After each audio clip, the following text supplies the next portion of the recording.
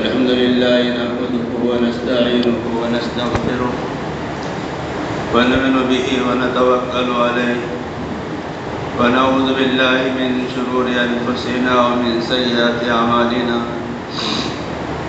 من يهده الله فلا مضل له ومن يضلل فلا هادي له ونشهد أن لا إله إلا الله وحده لا شريك له ونشهد أن سيدنا ومولانا محمدا عبده ورسوله أما بعد فأعوذ بالله من الشيطان الرجيم بسم الله الرحمن الرحيم فلما بلغ معه السعي قال يا بني إني أرى في المنام أني أذبحك فانظر ماذا ترى قال يا أبت افعل ما تؤمر ستجدني إن شاء الله من الصابرين صدق الله العظيم۔ میرے محترم بزرگوں اور عزیز دینی بھائیوں، یہ بات آپ حضرات کے علم میں ہے، یہ جو مہینہ شروع ہوا ہے یہ ذی الحجہ کا مہینہ ہے۔ اسلام کے مہینوں میں سب سے آخری مہینہ یعنی 12واں مہینہ ذی الحجہ کا ہے۔ اسلامی سال محرم الحرام سے شروع ہوتا ہے اور ذی الحجہ پر اختتام پذیر ہوتا ہے۔ جہاں ذی الحجہ کا مہینہ آتا ہے ہم سب کے ذہنوں میں اور دل و دماغ میں فوراً قربانی کا اور حج کا خیال آ جاتا ہے۔ یہ مہینہ جس کے شروع کے 10 دن یہ بڑے قیمتی ہیں۔ قرآن پاک میں سورہ فجر میں والفجر وليال عشر والشفع والوتر والليل إذا يسر هل في ذلك قسم لذي حجر، اس میں اللہ تبارک و تعالیٰ نے صبح کی قسم کھائی اور اس میں 10 راتوں کو ذکر کیا ہے۔ اکثر مفسرین یہ کہتے ہیں کہ والفجر ولیال عشر سے مراد ذی الحجہ کے 10 دن ہے۔ یہ 10 دن ذی الحجہ کے شروع کے یہ بڑے فضیلت کے دن ہیں۔ یہ پہلا عشرہ ذی الحجہ کا اس کی بہت زیادہ فضیلتیں آتی ہیں۔ اس کے تعلق سے یوں آتا ہے کہ اس کے دن میں روزہ رکھنا 1 سال کے روزوں کے برابر ہے، اور اس کی رات میں عبادت کرنا شب قدر میں عبادت کرنے کی طرح ہے۔ جس طرح شب قدر میں عبادت کرنے کا ثواب ہے، اسی طرح ذی الحجہ کی راتوں میں پہلے عشرے کی راتوں میں عبادت کرنے کا ثواب ایسا ہی ہے جیسا شب قدر میں عبادت کرنے کا ثواب ہے، بلکہ دنوں کے اعتبار سے، ایام کے اعتبار سے یہ 10 دن ذی الحجہ کے شروع کے 10 دن یہ سارے دنوں سے افضل ہے، سارے دنوں سے۔ یہ اللہ تبارک و تعالیٰ کا انتخاب ہے۔ دن تو ویسے ہی ہیں کہ صبح آتی ہے سورج نکلتا ہے، شام آتی ہے تو سورج غروب ہو جاتا ہے، پھر رات شروع ہو جاتی ہے، لیکن اللہ تبارک و تعالیٰ نے کچھ ایاموں کو، کچھ دنوں کو اور کچھ مہینوں کو اللہ نے منتخب کیا۔ منتخب کس اعتبار سے کیا کہ ان ایام میں، ان راتوں میں، ان دنوں میں ان مہینوں میں اللہ تبارک و تعالی اپنی خصوصی رحمتیں نازل فرماتے ہیں۔ ان خصوصی رحمتوں کے نازل کرنے کے لیے اللہ نے کچھ ایام، کچھ راتیں، کچھ دن منتخب فرمائے، جیسا رمضان کا مبارک مہینہ ہے، شب قدر ہے، اسی طرح اللہ نے انتخاب کیا ذی الحجہ کی شروع کے 10 دنوں کا، اور سورہ فجر میں اللہ نے اس کو ذکر کیا ہے۔ اکثر مفسرین یہی کہتے ہیں کہ والفجر ولیال عشر، قسم ہے صبح صادق کی اور 10 راتوں کی۔ یہ 10 راتوں سے مراد ایام ذی الحجہ کے شروع کے 10 دن ہیں۔ بزرگوں، ذی الحجہ کے مہینے میں چند عبادتیں ہمارے اوپر لازم ہوتی ہیں، جیسا کہ حج ہے۔ حج کے دن بھی مخصوص ہے، اس کا وقت بھی مخصوص ہے، اس کی جگہ بھی مخصوص ہے۔ حج جو ہوتا ہے دنیا میں صرف ایک ہی جگہ ہوتا ہے۔ حج کے دن بھی متعین ہے اور حج کے جگہ بھی متعین ہے۔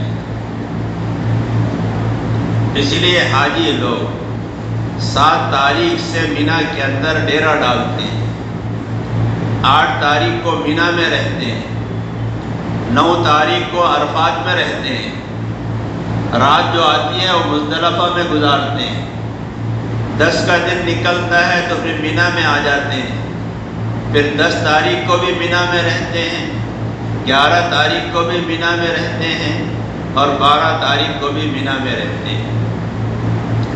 یہ 5 دن یہ مخصوص ہے حج کے، اور اس کے لیے جگہ بھی مخصوص ہے۔ دنیا میں کتنی ہی قیمتی جگہ کوئی نہ ہو جائے، اور دنیا میں چاہے لوگ کسی جگہ کو کتنا ہی بڑا مقام دے دیں، اہمیت دے دیں، فضیلت دے دیں، لیکن اس جگہ پر وہ عمل نہیں ہوگا جو مینا، عرفات، مزدلفہ میں ہوتا ہے۔ اور اگر کوئی غلطی سے کر لے اور یہ سمجھے کہ اس مقام کو بھی وہی حیثیت حاصل ہے، اس لیے میں حج کو انہی جگہ پر ادا کر لوں، تو اسلام میں، شریعت میں اس کو مردود قرار دیا جائے گا۔ وہ عمل مردود ہوگا، مقبول نہیں ہوگا، اس لیے کہ شریعت کا ایک اصول ہے، شریعت کا ایک ضابطہ ہے۔ جس عمل کے لیے جو وقت بتایا گیا ہے، جس عمل کے لیے جو جگہ بتائی گئی ہے، متعین کی گئی ہے، وہ عمل اسی جگہ ہوگا، اسی طریقے پر ہوگا جس طریقے پر بتایا گیا، تو وہ اللہ کے نزدیک مقبول بھی ہوگا اور اللہ کے نزدیک اس کے اوپر اجر و ثواب بھی ملے۔ اور اگر ہم نے اپنی طبیعت سے کچھ کر لیا تو اس پر نہ اجر ہے نہ ثواب ہے۔ مثال کے طور پر قربانی کے 3 دن ہیں، 10، 11 اور 12، یہ 3 دن ہیں۔ 10 تاریخ کو عید کے بعد، عید کی نماز پڑھنے کے بعد قربانی کا وقت شروع ہو جاتا ہے۔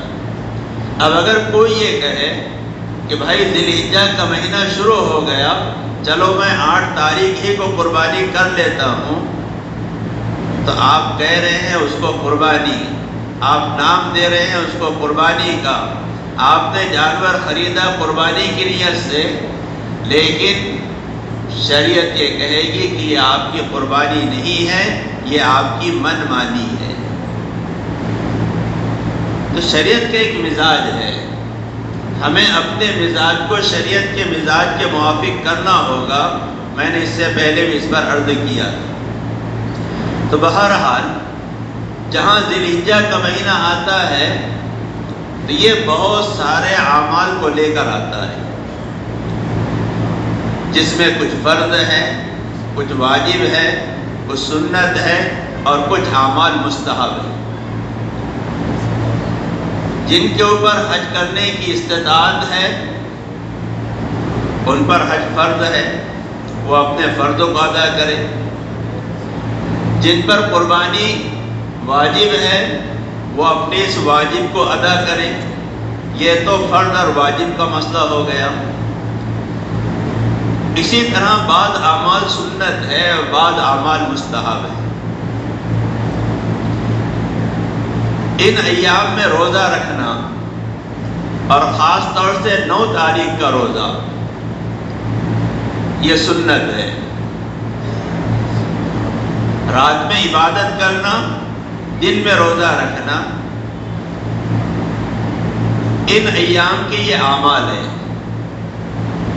کہ دن میں روزہ رکھا جائے اور رات میں عبادت کی جائے۔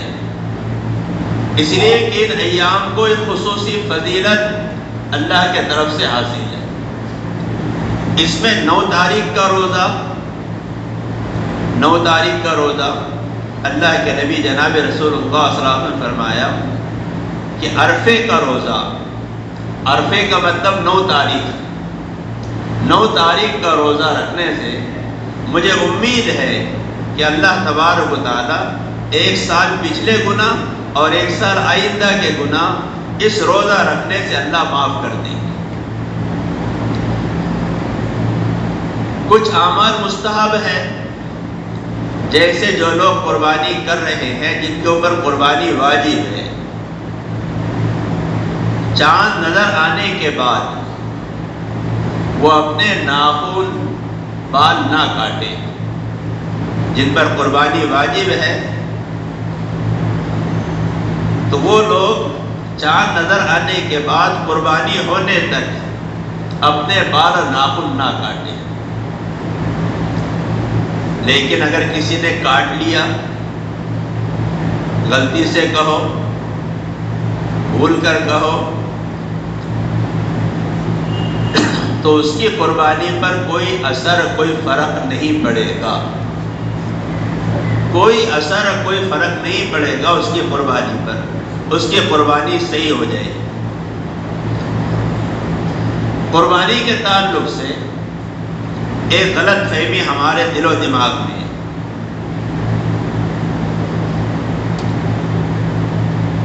کہ بھائی ایک ہماری اپنی فیملی ہے، اس سال فلاں کی طرف سے کر لیے، قربانی سب پر واجب ہے۔ اگر مسئلے کے اعتبار سے معلوم کیا جائے تو گھر میں 5 افراد ہیں تو 5 پر قربانی ہے،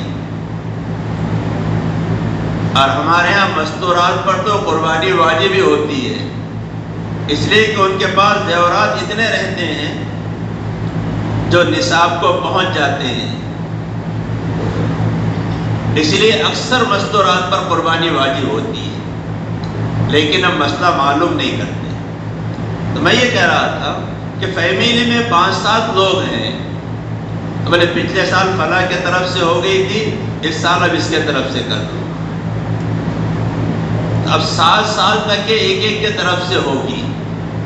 ایسا نہیں ہے، یہ حج کی طرح نہیں ہے کہ ابا کا حج ہو گیا تو اب بیٹا کر لے، اب بیٹے کا ہو گیا تو دوسرا بھائی کر لے، اب دوسرے بھائی کا ہو گیا تیسرا بھائی کر لے۔ قربانی کا مسئلہ حج کی طرح نہیں ہے، قربانی ہر سال مالک نصاب پر واجب ہے۔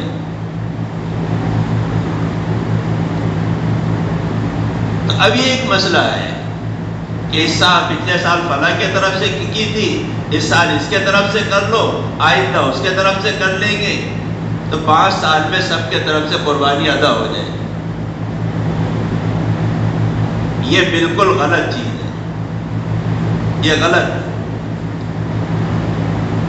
صاحب نصاب ہے، مال اللہ نے دیا ہے تو ہر سال قربانی واجب ہے۔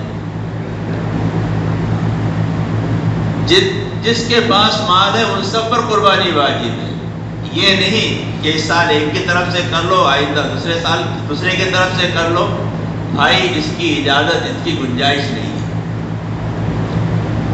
اب بعض لوگ کہتے جب ہمارے ہاں تو برسوں سے یہ چلا آ رہا ہے نا، ہمارے خاندان سے ایسا چلا آ رہا ہے، اب یہ نئے نئے مسئلے کہاں سے آ گئے؟ تو اب ان نئے نئے مسائل کو سامنے ہم پہلی مرتبہ سن رہے ہیں تو ہمارے ذہن کے اندر کچھ چیزیں کھٹکتی ہیں کہ بھائی یہ تو عجیب آدمی ہے، نئی نئی چیزیں بتا رہے ہیں۔ تب نئی نئی چیزیں نہیں ہیں، ہے پرانی چیزیں، ہمارے علم میں نہیں تھا، اس لیے اس کو علم میں لایا جا رہا ہے۔ پہلے ہمارے علماء کم تھے، اس لیے بہت ساری چیزیں ہمارے سامنے نہیں آتی تھی۔ اب اللہ کا کرم ہے کہ علماء کثرت سے ہیں، اس لیے بہت ساری چیزیں جو برسوں سے اور خاندانوں سے چلی آ رہی ہے، اس کے خلاف جب ہم بات سنتے ہیں تو ہمارے ذہن میں دوسرے خیالات آتے ہیں۔ سب سے پہلی چیز جو آتی ہے وہ جس نے بیان کیا، جس نے بولا، اس کے تعلق سے بدگمانی پیدا ہوتی ہے۔ یہ مولانا تو نئی نئی باتیں لا رہے ہیں۔ سب سے پہلے اس کے تعلق سے بدگمانی آتی ہے، پھر وہ اس کے تعلق سے دوسروں کے پاس تذکرے کرتا ہے جو غیبت ہو جاتی ہے، وہ غیبت ہو جاتی ہے۔ پھر آگے چل کر شیطان بہکاتا ہے اور مخالفت پر کھڑا کر دیتا ہے۔ تو یہاں ایک بات میں آپ کو اچھی طرح سے سمجھا دوں کہ اب جو مخالفت پر ہم کھڑے ہو رہے ہیں، تو یہ مخالفت اس بیان کرنے والے کی ذات سے نہیں ہے۔ اب ہم جو مخالفت پر آ رہے ہیں یہ دین اور شریعت اور اسلام کی مخالفت ہے، اس لیے کہ اس نے اپنی گھر کا مسئلہ نہیں بتایا، اس نے دین اور شریعت کی بات بتائی ہے، سنت و شریعت کی بات بتائی ہے۔ اب اگر ہم اس کے خلاف کھڑے ہو رہے ہیں تو یہ سمجھ لیں کہ ہم اس کے خلاف نہیں ہیں، ہم تو اس کے خلاف ہیں جو چیز جناب رسول اللہ صلی اللہ علیہ وسلم اللہ کے پاس سے لے کر آئے۔ یہ تو نقل کرنے والا ہے، یہ جو ہے یہ تو نقل کرنے والا ہے۔ اب اگر ہم ان کی ان بولوں کی وجہ سے مخالفت کر رہے ہیں تو ہم سنت و شریعت کے خلاف کھڑے ہو گئے، ہم دین اسلام کی مخالفت پر کمر بستہ ہو گئے ہیں۔ اور دین اسلام کی مخالفت اگر کوئی کرتا ہے تو یہ اللہ کا دین ہے، اللہ اس سے خود نپٹ لیتے ہیں۔ اسی لیے کہا کہ دین اور شریعت کے آڑ میں نہیں آنا چاہیے۔ ایک ضمن یہ بات تھی جو آپ کے سامنے عرض کرتی، قربانی کے تعلق سے الحمدللہ اب تو یہ ماحول ہمارے یہاں بن گیا ہے، یہ ماحول بن گیا ہے کہ ہم اپنی قربانی کو اپنے ہاتھ سے ذبح کر رہے ہیں، یہ اچھی چیز ہے۔ بسم اللہ الرحمن الرحیم، بسم اللہ اللہ اکبر۔ جو لوگ قربانی کے جانور کو پکڑ رہے ہیں، ہاتھ لگا رہے ہیں، وہ بھی زور سے بسم اللہ الرحمن الرحیم، بسم اللہ اللہ اکبر کہیں۔ اس کی مصلحت علماء نے یہ لکھی ہے کہ چھری جس کے ہاتھ میں ہوتی ہے، وہ چھری پھرانے والا کبھی کبھی گڑبڑ میں جانور کی حرکتوں کی وجہ سے وہ بھول جاتا ہے،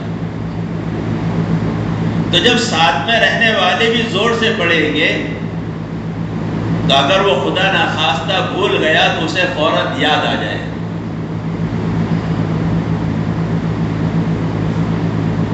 جو چھری چلائی جا رہی ہے وہ تو سنگل آدمی چلاتا ہے، لیکن اگر کوئی دوسرا اس کو ہاتھ لگا رہا ہے اس چھری کو ذبح کرنے کے لیے، تو اس چھری پر دوسرے کا ہاتھ لگانے والے کا مسلمان ہونا ضروری ہے۔ چھری کو، جانور کو نہیں۔ جانور کو مارنے میں، پکڑنے میں اگر کوئی غیر مسلم ہاتھ لگاتا ہے تو اس میں کوئی حرج نہیں ہے، لیکن کبھی کبھی کیا ہوتا ہے کہ چھری چلانے والا ذرا کمزور پڑتا ہے تو فوراً دوسرا آدمی ہاتھ لگا دیتا ہے۔ تو یہ دوسرا آدمی جو ہاتھ لگا رہا ہے اس کا مسلمان ہونا ضروری ہے۔ غیر مسلم کے ہاتھ سے اگر چھری پکڑی جائے گی، چاہے چلانے والا مسلمان ہے، تو جانور حلال نہیں ہوگا۔ سمجھ میں آ رہا نا؟ چھری چلانے میں، جانور کے پیر پکڑنے میں، دم پکڑنے میں، اس کو دبانے میں، وہ ایک الگ مسئلہ ہے، وہ مسئلہ اس کے ساتھ نہیں ہے۔ یہاں تک کہ اگر کوئی جو مسلمان ہے چھری پر دو آدمی مل کر دبا کر رہے ہیں تو دونوں کا بسم اللہ الرحمن الرحیم، بسم اللہ یا اللہ اکبر پڑھنا ضروری ہے۔ ایسا ہوتا نہیں ہے لیکن کبھی کبھار ہوتا ہے، عام طور پر تو نہیں ہوتا لیکن کبھی کبھار ہوتا ہے بڑے جانور کے اندر۔ اپنے ہاتھ سے ذبح کریں۔ ذبح کرنا کوئی بڑا کام نہیں ہے، بہت مشکل کام نہیں ہے، اپنے ہاتھ سے ذبح کرنا افضل ہے، بہتر ہے۔ قربانی کا گوشت غیر مسلم کو بھی دیا جا سکتا ہے۔ قربانی کا گوشت غیر مسلم کو بھی دیا جا سکتا ہے۔ بڑے جانور میں جو 7 حصے ہوتے ہیں، یہ 7 حصے وزن کر کے 7 جگہ تقسیم کیے جائیں تاکہ ہر ایک کو اپنا حصہ معلوم ہو اور متعین ہو جائے۔ جانور کے ساتھ جو رسی وغیرہ آتی ہے اس کو خود استعمال کر سکتے ہیں، اس کو بیچنے کی اجازت نہیں ہے، اور اگر بیچے ہیں تو اس کا روپیہ جو آئے گا اس کو صدقہ کرنا ضروری ہے، یا تو ویسے ہی صدقہ کر دیں۔ اسی طرح جانور کی کھال ہم اگر اس کو استعمال کرنا چاہیں تو استعمال کر سکتے ہیں، لیکن بیچنے کی اجازت نہیں ہے۔ اگر بیچا ہے تو اس کا اتنا روپیہ صدقہ کرنا ضروری ہے، یا تو کھالی کا صدقہ کر دے، اور اگر اس کو بیچا ہے تو اس کا پیسہ اپنے استعمال میں لانا جائز نہیں ہے۔ بذاتی خود اس کی کھال استعمال کر سکتے ہیں، جیسا قربانی کا گوشت کھا سکتے ہیں، استعمال کر سکتے ہیں، فریج میں رکھ سکتے ہیں، قیمہ بنا کے سال بھر استعمال کر سکتے ہیں، کوئی مسئلہ نہیں ہے، کوئی حرج نہیں ہے۔ لیکن قربانی کا گوشت بیچنا اس کی اجازت نہیں۔ اسی طرح کھال کا مسئلہ ہے۔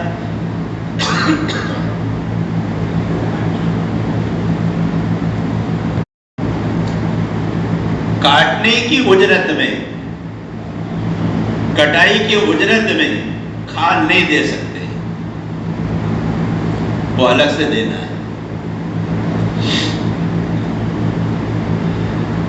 جانور ہم جانتے ہیں الحمدللہ سبھی جانور اچھے لیتے ہیں،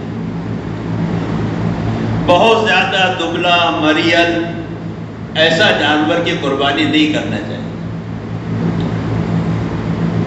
جانور اچھا دے، اچھے جانور کی قربانی کریں، لنگڑا، لولا، اندھا، کانا، کوڑی، ایسے جانور کی قربانی نہیں۔ ایک بات یہ مشہور ہے ہمارے یہاں کہ جانور 2 دانت کا ہو، بڑا جانور۔ ہمارے یہاں دانت کا ہونا شرط نہیں ہے۔ کوئی جانور 1.5 سال میں دانت کر لیتا، کوئی جانور 2.5 سال میں بھی دانت نہیں کرتا۔ جانور کا، بڑے جانور کا 2 سال کا ہونا ضروری ہے۔ دانت شرط نہیں ہے کہ 2 دانت ہو تو ہم سمجھیں کہ 2 سال کا ہو گیا، نہیں۔ جانور 2 سال کا ہونا چاہیے۔ بکرا 1 سال کا ہو، اونٹ 5 سال کا ہونا چاہیے۔ بکرا پورے 1 سال کا ہو، چاہے وہ اگر 8 مہینے کا 9 مہینے کا ہے اور اس کو اتنا کھلایا پلایا کہ 2 سال کے بکرے کی طرح نظر آ رہا ہے، تب بھی اس کی قربانی جائز نہیں ہے۔ بکرے کے بارے میں مسئلہ کہہ رہا ہوں، دمبے کا مسئلہ الگ ہے. بکرا کہ بکرا 10 مہینے کا، 10.5 مہینے کا، 11.5 مہینے کا بھی نہیں چلے گا. بلکہ فتوے میں یوں لکھا ہے، فتوے کے اندر یہ لکھا ہے سوال فتاوی رحیمیہ میں کہ جس دن بقرعید تھی اسی دن میرے گھر بکری نے بچہ دی. آج بقرعید کا دن ہے، 1 سال پورا ہو گیا، تو میں اس کی قربانی کر لوں؟ تو فتویٰ یہ دیا گیا کہ اس کی قربانی آپ عید کے دوسرے دن کریں تاکہ سال پورا ہو جائے. آج آ کر مسئلہ یہی آتا ہے کہ فتویٰ کیا کہتا ہے، اس لیے کہ عمل فتوے پر ضروری ہے. فتویٰ آ گیا، مسئلہ ختم ہو گیا. تو اس کا فتویٰ یہ دیا کہ آج عید کے دن اس کا سال پورا ہو رہا ہے، اس لیے آپ دوسرے دن کریں تاکہ سال مکمل ہو جائے. فتویٰ آ گیا، مسئلہ ختم، اب دوسرے دن یہ قربانی کرنا. تو بکرا 1 سال کا پورا ہونا چاہیے. بکرا خریدا، بکروں نے لڑ لیے یا کہ ٹکر مار دیا تو اس کا سینگ ٹوٹ گیا، تو تھوڑا بہت سینگ ٹوٹنے سے کچھ نہیں ہوتا. اس کا جو مغز ہوتا ہے اندر، پورے سینگ میں مغز نہیں ہوتا، پورا سینگ جو ہوتا ہے اس میں اندر مغز نہیں ہوتا، وہ خالی کھوکھا ہوتا ہے. اس کے سر کے اوپر تھوڑا سا جو سینگ ہوتا ہے اس کے اندر مغز ہوتا ہے، باقی خالی ہوتا ہے. اگر جڑ سے اس کا سینگ کٹ گیا، ٹوٹ گیا مغز کے ساتھ، تو یہ سینگ ٹوٹا کہلائے گا. لیکن اگر آدھا ٹوٹا، اوپر کا کھول ٹوٹا، تو ایسا بکرا چل جاتا ہے. ایسا بکرا چل جاتا ہے. ابھی ایک ساتھی کہنے لگے، بھائی ہمارے بکرے کا سینگ ٹوٹ گیا، تو بولے آپ کو لا کے بتا دیں. میں نے بھائی بیمار ڈاکٹر کے پاس آتا ہے تو اس کی فیس لگتی ہے، تو دیکھنے کی فیس لگے گی. خیر مذاق کہہ دیا. تو جانور، ایک چیز دوسری یہ عرض کرنی ہے، حالات ہمارے سامنے ہیں. 2 چیزوں کا بہت زیادہ احتیاط کرنا ضروری ہے.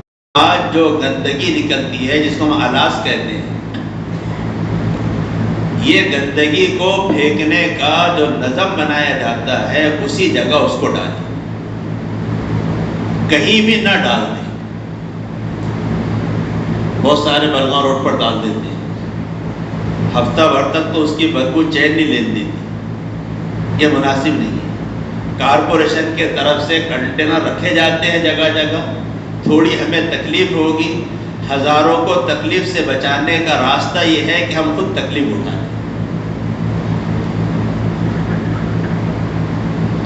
اس لیے ان چیزوں کا خیال رکھیں.